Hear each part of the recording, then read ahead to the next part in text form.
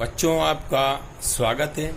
पहले वीडियो में हमने बहुपद के बारे में, बीजीय व्यंजक, चर राशि, अचर राशि और बहुपद के प्रकार, इन सब के बारे में हमने सीखा। अब हम करते हैं प्रश्नावली 2.1 का पहला सवाल। इसमें हमें बताना है कि जो बीजीय व्यंजक दिया है, क्या यह एक चर राशि में बहुपद है या नहीं है। तो हम देखते हैं कि 4x² - 3x + 7, इसमें केवल एक चर राशि है x। आप देख रहे होंगे इसमें चर राशि केवल एक ही है x। तो ये तो हमें पता चल गया कि यह जो बीजीय व्यंजक है एक चर राशि है, एक चर राशि में है। अब ये क्या बहुपद है या नहीं है, इसके लिए हमें देखना पड़ेगा कि अगर चर राशि की घात पूर्ण संख्या हो तो यह बहुपद होगा, अगर पूर्ण संख्या नहीं है तो यह बहुपद नहीं होगा। तो हम देखेंगे 4x² - 3x + 7, यहाँ पे x की घात है 2, तो 2 भी पूर्ण संख्या है। यहाँ -3x, अब इसकी घात नहीं लिखी हुई तो इसका 1 मानेंगे, तो ये भी पूर्ण संख्या है। तो इसलिए ये दिया हुआ है जो बीजीय व्यंजक है ये क्या होगा, एक चर राशि में बहुपद होगा। उसके बाद आपके पास दूसरा सवाल है, ये है y² + √2। तो यहाँ पे चर राशि क्या है, y। यहाँ पे y की जो घात है वो क्या है, 2, ये भी पूर्ण संख्या है। तो इसलिए ये व्यंजक भी एक चर राशि में क्या होगा, बहुपद होगा। यह बीजीय व्यंजक भी एक चर राशि में बहुपद होगा। और अगला सवाल दिया है यहाँ पे, पहले का तीसरा पार्ट, 3√t + t√2। अब हमने इसको हल करके लिख दिया 3 वर्गमूल t। तो वर्गमूल का मतलब है आधी घात, तो 3 t की 1/2 घात धन t वर्गमूल 2। अब यहाँ पे हम देखते हैं, यहाँ पे जो t की जो घात है वह 1/2 आ गई, मतलब चर राशि यहाँ पे क्या है t, इसकी घात क्या आ गई 1/2। अब यहाँ पे लिखा हमने जो चर राशि है इसकी घात, अगर ये बीजीय व्यंजक बहुपद होता तब होता कि अगर चर राशि की घात क्या होती, पूर्ण संख्या होती। लेकिन यहाँ पे चर राशि की जो घात है 1/2, चूंकि 1/2 पूर्ण संख्या नहीं है तो इसलिए यह बहुपद नहीं होगा। तो हमने लिख दिया कि यहाँ व्यंजक में पहले पद की घात 1/2 है जो कि पूर्ण संख्या नहीं है, इसलिए व्यंजक एक चर का बहुपद नहीं है। अगला प्रश्न है y धन 2/y। अब इसको हमने y धन y ऊपर जाएगा तो जगह 2y की घात ऋण 1। तो अब हम देख रहे हैं कि यहाँ पे चर राशि तो y है, लेकिन ये दूसरे पद में जो चर राशि y है इसकी घात जो है पूर्ण संख्या नहीं है। पूर्ण संख्या आप जानते हैं, पूर्ण संख्या किसे कहते हैं कि अगर प्राकृतिक संख्याओं में शून्य को भी शामिल कर लिया जाए, मतलब 0, 1, 2, 3, 4, तो घातें जो है पूर्ण संख्या में होनी चाहिए। अब यहाँ पे y की घात ऋण 1 है, ऋण 1 पूर्ण संख्या नहीं है, तो इसका मतलब क्या है कि ये जो हमें व्यंजक दिया हुआ है यह क्या है, बहुपद नहीं है।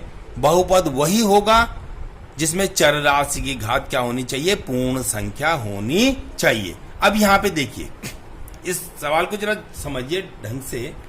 यहाँ पे x की घात 10, y की घात 3 धन t की घात 50, x⁻10 + y³ + t⁻50। यहाँ पे देख रहे हैं कि x की घात भी पूर्ण संख्या है, y की घात भी पूर्ण संख्या है और t की घात भी पूर्ण संख्या है।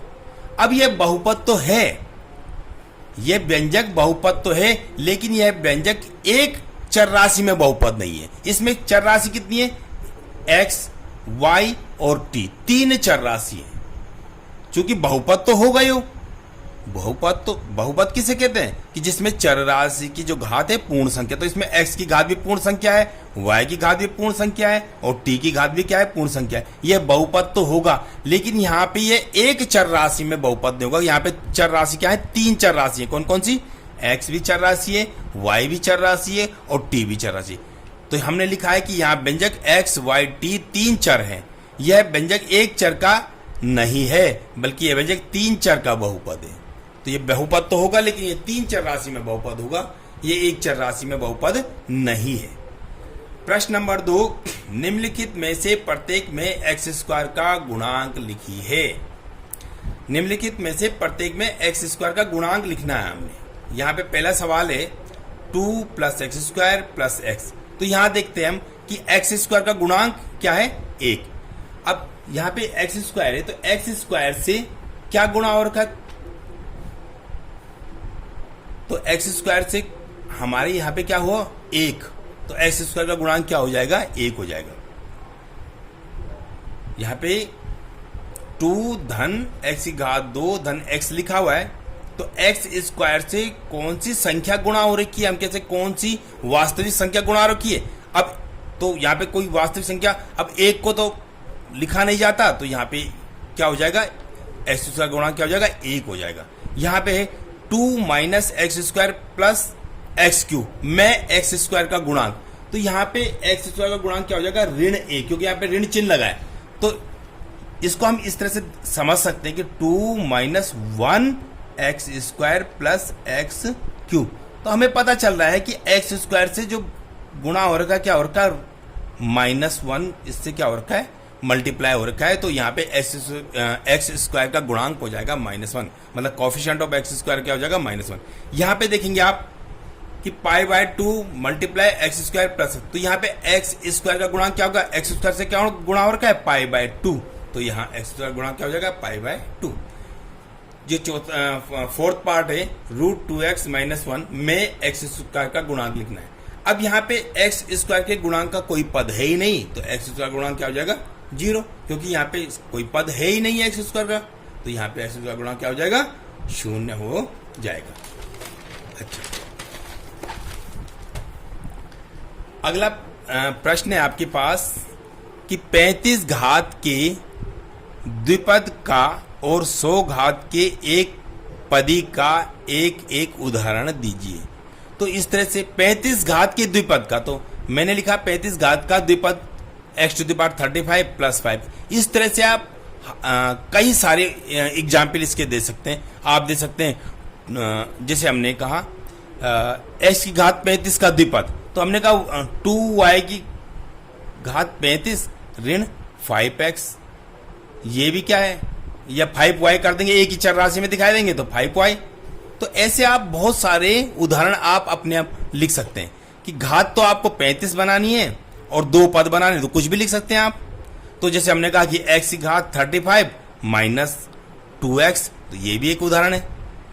दूसरा था 100 घात का एक पदी का उदाहरण, तो 100 घात का कोई पद हमने लिखा 5x की घात 100, कुछ आप और भी लिख सकते हैं, हमने लिखा 2y⁴ ऐसे लिख सकते हैं हम 3x⁴ ऐसे आप बहुत सारे हजारों एग्जाम्पल इसको दे सकते हैं। देखिए प्रश्न नंबर 4, निम्नलिखित बहुपदों में से प्रत्येक बहुपद की घात लिखिए। अब हमने आपको बताया था कि बहुपद की घात क्या होती है, कि चर राशि की सबसे बड़ी घात बहुपद की घात कहलाती है। अब इसकी घात क्या होगी, यहाँ पे चर राशि क्या है x, इसकी सबसे बड़ी घात क्या है 3, तो बहुपद की घात क्या हो जाएगी 3। हम लिखेंगे इस व्यंजक में या बहुपद में चर राशि की सबसे बड़ी घात क्या है 3, तो बहुपद की घात होगी 3। यहाँ पे देखेंगे हम, यहाँ चर राशि क्या है y, इसकी सबसे बड़ी घात क्या है 2, तो इस बहुपद की घात क्या कहलाएगी 2। यहाँ पे देखेंगे चर राशि क्या है t, इसकी सबसे बड़ी घात क्या है 1, तो बहुपद की घात क्या हो जाएगी 1। इसी प्रकार अब यहाँ पे देखेंगे 3, इसके साथ कोई भी चर राशि नहीं है, तो हम इसको ऐसे लिख सकते हैं 3 को 3x की घात 0, क्योंकि किसी भी संख्या की 0, किसी भी पद की 0 घात क्या होती है 1 के बराबर होती है।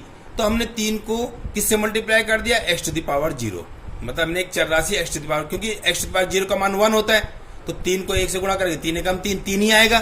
तो हम देखेंगे यहाँ पे चर राशि की घात क्या है 0, तो बहुपद की घात क्या हो जाएगी 0 हो जाएगी। अगला प्रश्न है, बताइए कि अग्रलिखित बहुपदों में कौन कौन बहुपद रेखीय हैं, कौन कौन द्विघाती हैं, कौन कौन त्रिघाती हैं। तो मैंने आपको अभी थोड़ी देर पहले वाले वीडियो में बताया था कि चर राशि की अगर बहुपद की घात 1 है, किसी बहुपद की घात 1 है, तो वह रेखिक बहुपद कहलाता है। मतलब चर राशि की अगर सबसे बड़ी घात 1 है तो उसे क्या कहेंगे हम रेखिक बहुपद। अगर चर राशि की सबसे बड़ी घात 2 है तो उसे कहेंगे द्विघातीय बहुपद। अगर चर राशि की सबसे बड़ी घात 3 है तो उसे कहेंगे हम त्रिघातीय बहुपद। अब इसमें देखेंगे तो इसमें चर राशि की सबसे बड़ी घात क्या है 2, तो ये क्या कहलाएगा द्विघातीय बहुपद। यहां पे चर राशि x की सबसे बड़ी घात क्या है 3, तो ये क्या कहलाएगा त्रिघातीय बहुपद।